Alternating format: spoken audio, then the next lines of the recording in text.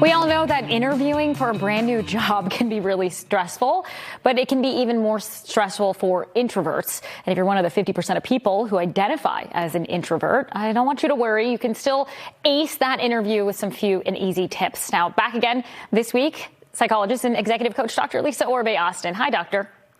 Hi, Natalie. So we're going to start here. What are the best ways for introverts to prepare for an interview?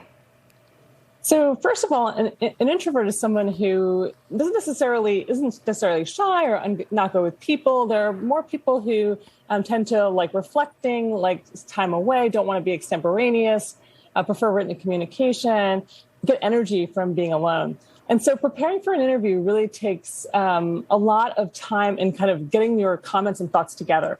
So if you go into an interview and you feel a sense of like that you know what you want to talk about, you have a sense of a preparedness, it really helps an introvert so they don't feel like they have to speak extemporaneously.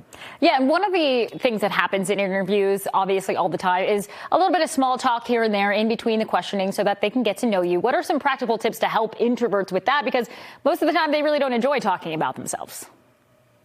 Yeah, I think it's really important to do a little practicing and to kind of have some things that may come up as conversational points. And I also think don't be perfectionistic about it. Be natural, be yourself, and don't get caught up with what you should or shouldn't have said. Just be natural in that place. And I think it helps not kind of reduce the anxiety.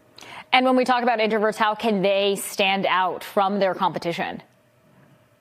Yeah, I think one of the things that introverts are really good at is one-to-one networking. They don't love group settings because they're very depleting, but they are really good in one-to-one. And so really consider networking your way through that job process. I think also really make sure that you are kind of really aware of your strengths as an introvert, that you may be really reflective. You may take time to think. You're not reactive.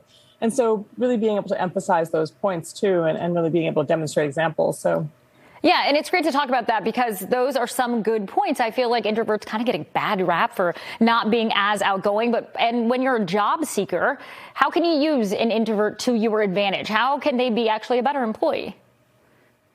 Yeah, I mean, an introvert is really somebody who really isn't maybe like the first one to speak at a meeting, but they're one thinking and they're actually reflecting and they're actually taking time to really consider what they want to say. And so their thoughts are quite more prepared typically when they're actually talking. So it really does help you to get a more cohesive point across. I think it's also really useful for introverts to really be able to recognize that they are strong in interpersonal communication. It just differs in the way that they do it.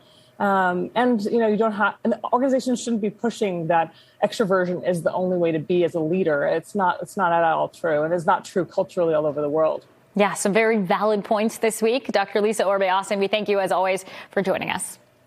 You're welcome. Have a great day.